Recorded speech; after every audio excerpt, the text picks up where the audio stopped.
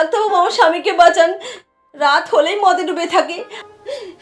কতদিন ধরে খাচ্ছেন উনি মদ? অনেক দিন ধরে খাচ্ছে, আমি কিছুতেই সারাতে পারছি না। হোমিওপ্যাথি ওষুধের যা দাওয়াই আপনার স্বামী মদ খাওয়া ভুলেই যাবে যদি ঠিকমতো আমার কথা শোনেন।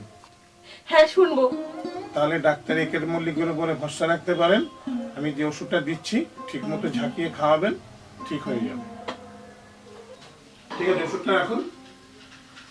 ঠিক আছে ডাক্তারবাবু, এই নিন, আচ্ছা, আমি তাহলে আসি। হ্যাঁ।